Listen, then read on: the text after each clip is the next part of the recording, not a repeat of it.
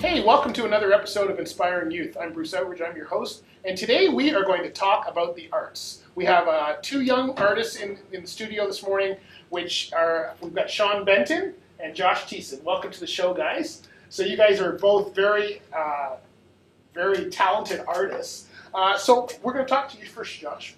Tell us about your career, how you got started in the arts, because you've almost been a lifelong career member at such a young age. Yeah, so I was born in Russia, and I had a Russian nanny who did lots of arts and crafts with me from a young age. When we returned home to Canada, I was discovered as a 9-year-old budding artist at a church children's club, and then my artist mentor booked me for my first exhibition when I was 11 at the Joseph Brant Hospital. And you have a studio gallery. You're now in Stony Creek. You're originally from Burlington, but you're now in Stony Creek, right? So yeah, that's correct. I have a studio gallery in Stony Creek that is just off of the Fruitland Road exit of the QEW, so pretty easy to get to. All right. Well, let's take a look at your gallery because we're to have a visit. We'll be right back.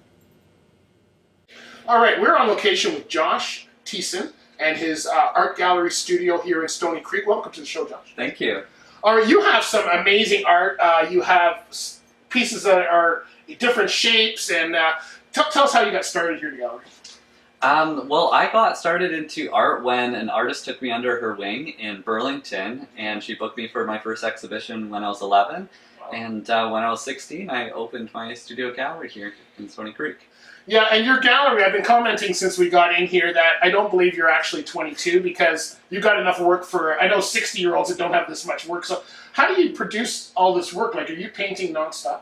Well, I paint around 8 to 11 hours per day, and each painting can take around 200 to 1,200 hours to complete. So it's a real labor of love. Yeah, so when do you have time to do anything else, like run a studio gallery here?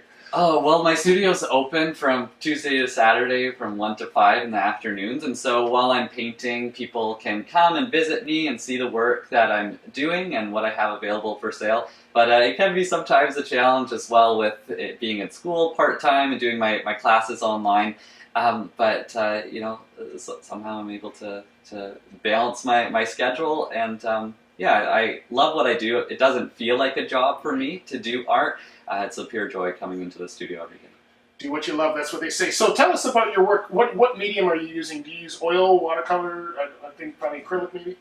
Yeah, so my paintings are on Baltic birch. It's a very smooth wood to paint on.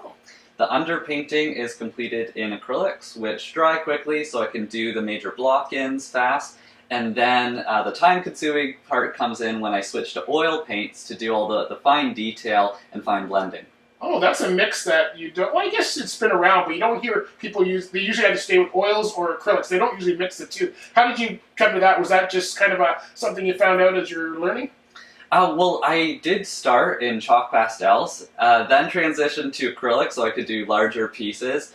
But then when I was mentored under Robert Bateman out in BC, I noticed that he had also switched to using acrylics as the underpainting and alkyd oils as the top layers. And it got me thinking that maybe I should try that out. And so since then I've kind of developed my own process that really has worked well for me. Nice. Now, Bateman, we all know, is the leader in wildlife art in a lot of ways, but you don't necessarily have a lot of wildlife art, so is that a conscious effort not to follow that way, or it's just you paint what's interesting? I think it's just been a natural progression of creating art that more and more reflects who I am as a person. I started with a lot of naturalistic wildlife scenes, but I did want to branch out, and I'm really interested in old architecture and maybe more of the symbolic quality of animals. But you're right, not all of my paintings have animals. I'm also kind of going into more of an imaginative, sort of surrealistic style, where sometimes I put animals in unusual environments, and that way people look at the subject matter in a little different light than usual. Wow. So how do you decide what you're going to paint? Do you take commissions and people ask you for certain things, or do you paint? How do you know what to paint next? Occasionally I will do commissions. I had a list at one point of up to 20 commissions that collectors were waiting for, but I also have to do my own paintings for new exhibitions and openings that are planned. I have a little sketchbook that I keep on my nightside table for ideas that come to me in the night, and I'll usually have paintings planned for 2-3 years in advance. and they just take a lot of time in my mind and through multiple sketches to really figure out the composition and what will work the best. Wow, wow. So this is an amazing place. So how can people come to your gallery? You said it's open certain days, certain times. You're located in Stoney Creek, Ontario, Canada, right? How would people get here?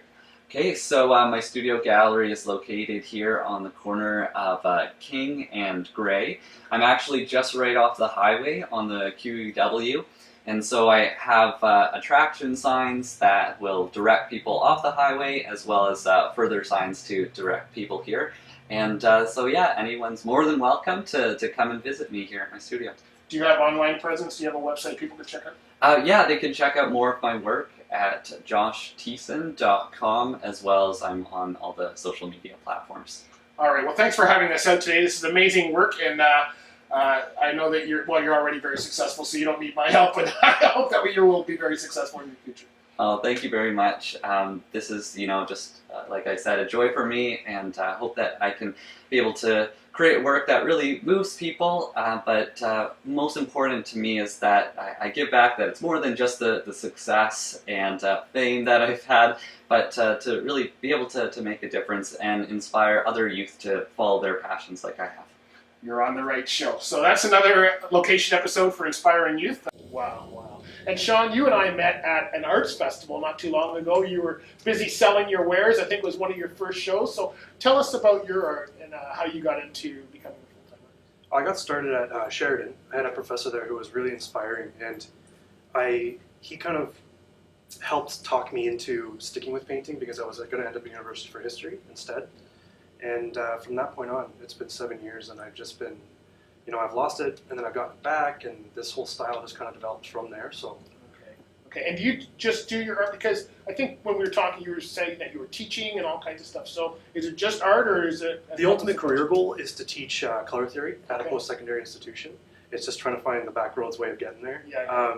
Currently, yes, I'm still with my family, and I'm just painting every day and trying to get my stuff out there and get it seen. And you've got a very unique style. I like your style because it's kind of a mix between the old masters and comic book, because I like the black in it, right? So how did you come to that style? Well, that's how I was taught, was how to do still life. So how to paint apples and eggs and people, and I couldn't paint for 6 months. I just couldn't remember how to do it. Yeah. So then when I started up again, I just started doing small black and white portraits, and everything kind of came out more shape oriented. Yeah. I was doing everything in definitive shapes and lines, and the more I painted, the more it developed, and that's kind of how it is now, how it spawned. Yeah. And you had a big selection there.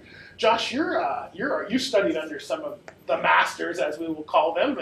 So tell us about that. You start with Robert Bateman and some other masters. Yeah, so I was mentored under Robert Bateman out in BC when I was 15. Wow. And it was an incredible experience, and he gave a great critique of my art, and that's really what started the ball rolling for me with my career.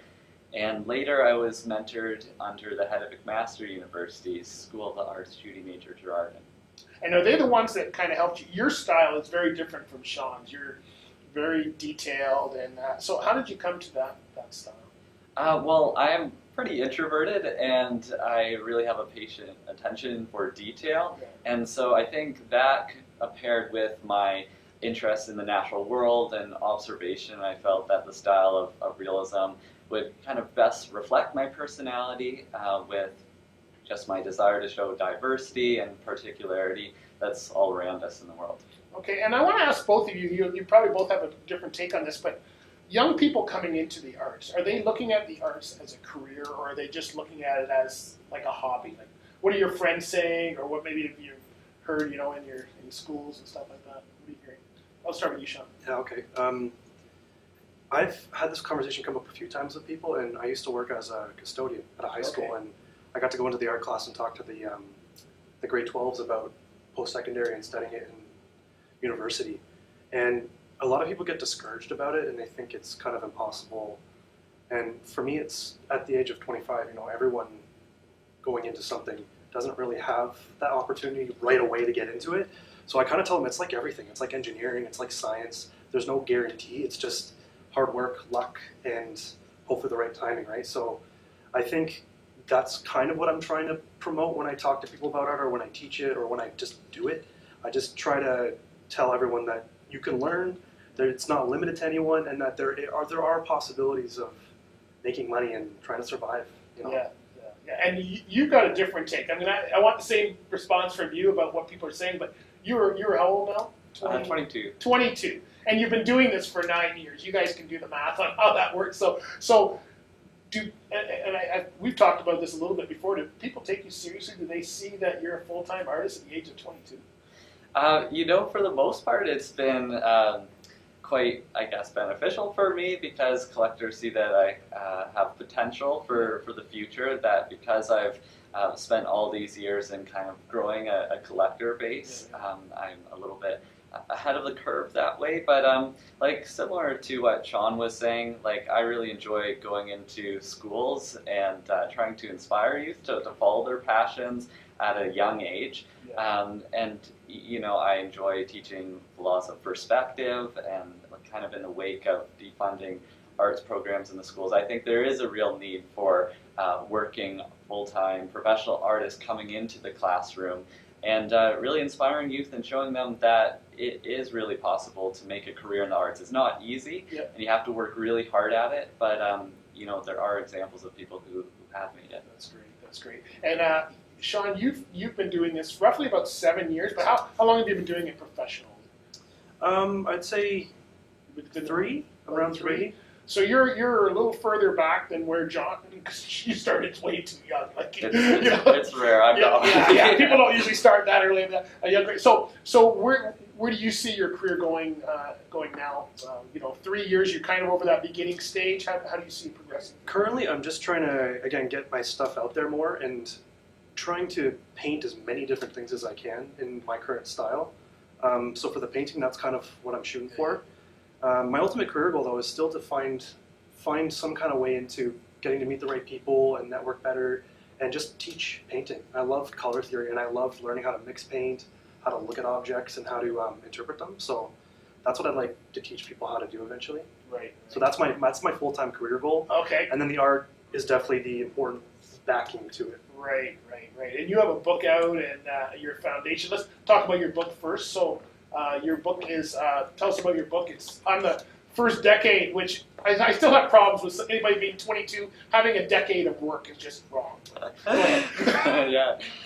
So a lot of my collectors had been asking me to put out an art monograph coffee table book, and so finally I was able to publish it, and it includes over 70 pieces of my art that I've completed from 11 years old to 21. So it's kind of a nice, neat time capsule of my work. I know things will definitely develop, and my style, of course, will as well, but I really wanted to get out my story because it's one where there have been, struggles and challenges, and hopefully to be able to encourage people how they can overcome them.